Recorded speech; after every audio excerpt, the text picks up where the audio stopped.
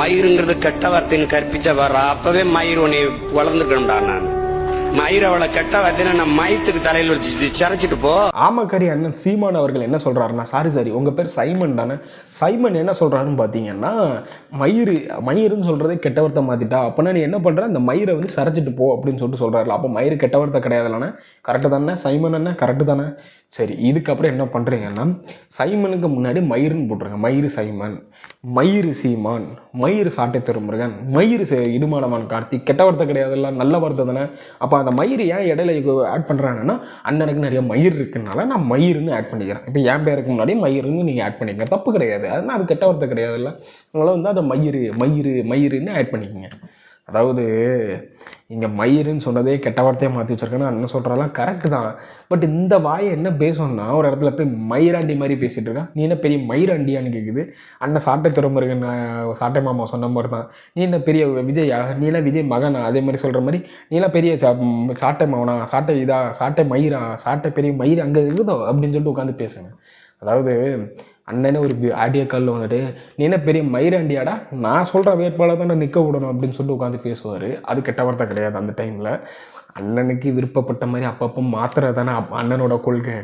ஒரு நேரம் இங்கே நிற்பார், ஒரு நேரம் அங்கே நிற்பார், இல்லைன்னா நடுவில் நிற்பார், ஏதாவது லாரி அடித்து தூக்குறதுக்கான வாய்ப்புகளும் இருக்குது. இது கூடிய சீக்கிரம் நடந்துடும் போலேன்னு பயமாக இருக்குது. நாங்கள் போராடாத போராட்டம் இல்லை, அங்கே பெறாத வழக்கும் இல்லை, பார்க்காத சிறையும் இல்லை. ஆனால் எங்களை கோயிலுக்கு நேர்ந்து விட்ட மாடு மாதிரி எங்களை ரோட்டில் போட்டு வந்தே போனவங்களெல்லாம் நீங்கள் கோட்டைக்கு அனுப்பிட்டு மறுபடியும் எங்களை ரோட்டில் தான் விட்டுருக்கீங்க. வந்தவன் போனவன்லாம் கோட்டைக்கு அனுப்பிட்டு மறுபடியும் எங்களுக்கு ரோட்டில் விட்டீங்க அப்படின்னு சொல்கிறீங்களே. அப்போ இதுலேருந்து உங்களுக்கு புரிய வேணாம், மக்கள் உங்களை மயிராக கூட மதிக்கலை அப்படின்னு சொல்லிட்டு கொஞ்சமாவது புரிஞ்சிருக்கணும். நீங்களாம் வந்து எப்படி நினச்சிருக்காங்க அவனுன்னா, உங்களை வந்து ஒரு லிஸ்ட்லேயே கணக்கிலே எடுக்கலை. புரியுதா உங்களுக்கு? நீங்களாம் வந்து மக்களுக்கு நல்லது செய்வீங்க, மக்களுக்காக இருக்கிறீங்க, தமிழ் மக்களுக்காக இருக்கிறீங்க அப்படின்னு நினச்சிருந்தாங்கன்னா அப்பவுமே உங்களை ஆட்சி கட்டில் உட்கார வச்சுருப்பாங்க. உங்களை இந்த பார்த்தீங்களா, நீங்கள் சொன்ன மாதிரி மயிர் இருக்குது பார்த்தீங்களா, அந்த மயிராக கூட மதிக்கலைன்னு அர்த்தம். உங்களை இந்த சாட்டை துறைமுருகன் அவர்களை உங்கள் கட்சியை சேர்ந்த நாம் தமிழர் தம்பிகள் இல்லை, அது அடிமைகள். அந்த அடிமைகளை கூட எவனுமே மயிராக கூட மதிக்கலை இந்த நாட்டு மக்கள்னு சொல்லிட்டு நல்லாவே புரிஞ்சுக்க முடியுது. எவனோ ஒருத்தரும் உள்ளே அனுப்பி இவ்வளோ வெளியே போட்டாங்களாம், எவ்வளோ சிறை செஞ்சாங்களாம். எப்படி எனக்கு புரியல. என் விஜயலட்சுமி மேட்டரில் நீங்கள் உள்ளே போய் கடைசியில் போயிட்டு நுங்கம்பாக்கத்தை அண்ணனை அரெஸ்ட் பண்ண போகிறாங்க, இல்லை நுங்கம்பாக்கம் வந்துருங்கன்னு சொல்லிட்டு கூப்பிட்டு போய் அங்கே இருந்துக்கிட்டு இவர் ஏதோ ஒரு தியாகி மாதிரி உட்காந்துட்டு கையை காட்டிட்டு போகிற அளவுக்கா, இல்லைன்னா எவ்வளோ ஒரு அப்படின்னு சொல்லிட்டு உட்காந்து பேசுவீங்களே அந்த மாதிரி உட்காந்து பேசுகிறதா? ஏண்டா நீங்களாம் பெண்மைக்கு எப்படி மரியாதை கொடுப்பீங்க, எதனால் உங்களை அரெஸ்ட் பண்ணுவாங்க, எதனால் அரெஸ்ட் பண்ணி உள்ளே கொண்டு வைப்பாங்கன்னு சொல்லிட்டு எங்களுக்குலாம் தெரியாத தற்குறிப்பை நினச்சிட்டு இருக்கீங்களா? உங்கள் தம்பியை மாதிரி எல்லாரையும் நினைக்காதீங்கண்ணே. உங்கள் தம்பிகள் மாதிரி எல்லாரும் தற்கொலையாக இருப்பாங்கன்னு நினைக்காதீங்க. ஒன்றுமே இவனுக்கு கிளிக்கலைங்க. இவங்க பின்னாடி போகிறானு பார்த்தீங்களா, அவனுக்கிட்ட திறநிதி பிச்சை மட்டும் தான் உங்களால் வாங்க முடியுமா தவிர மக்களுக்காக நீங்கள் ஒன்றுமே பண்ணி கிளிக்க மாட்டீங்க. இவனை ஓட்டு போட்டியான்னு கேட்குறேன், நீங்கள் கேட்பாரு, ஏன்னா அதான் பண்ணினேன் அப்படின்னு சொன்னால், நீ எனக்கு ஓட்டு போட்டியா, ஓட்டு போட்டு வந்து கேள்றா அப்படின்னு சொல்லிட்டு இந்த மயிராண்டி பேசுவான். வந்து நான் கொடுக்குறேன் உன் புருஷன் சொல்லிட்டு நீ தானடா வந்த, பெண் சாபத்தை கட்டாத, அதுவும் என்னைய நான் ரொம்ப கஷ்டத்தில் இருக்கிறேன், இப்ப என்னோட வயிற்றுல கட்டினா நல்லாவே இருக்க மாட்டேன், அதனால இதான் கடைசி, இன்னொரு வாட்டி நீ வந்து இந்த பொம்பளை கிம்பளை சொற்ப பிஞ்சிடும்டா பிச்சைக்காரன் நாய். அக்கா யாரையும் திட்டிகிட்டு இருக்கிறாங்களா, யாருந்தாங்க தெரில, யார் பத்த பிள்ளையோ என்ன பாவம் செஞ்சாங்களோ தெரில, அக்கா இந்த போட்டுன்னு சாத்திட்டு இருக்கிறாங்க. நான் இன்ஸ்டாகிராமில் சும்மா ஸ்வைப் பண்ணிட்டு இருந்துச்சு, அந்த வீடியோ வந்துச்சு, யாரையும் பிடிச்சி அக்கா திட்டிகிட்டு இருக்காங்க மட்டும் தெரியுது. எவனோ ஒருத்தன் செமத்தையாக வந்து அக்கா வச்சு செஞ்சுருக்கான், அதனால தான் அக்காவுக்கு வந்து இப்படி பேசிகிட்டு இருக்குது.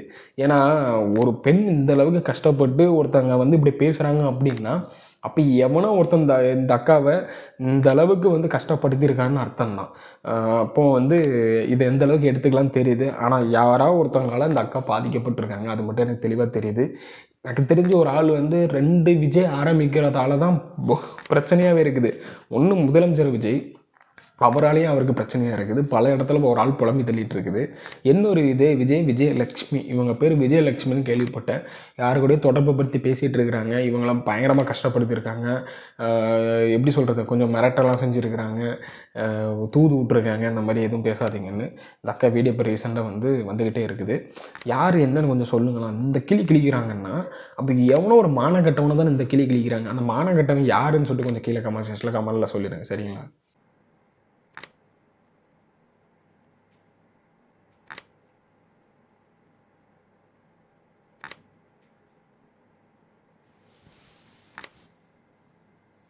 முப்பது செகண்ட் கூட என்னால் உட்கார முடியலங்க.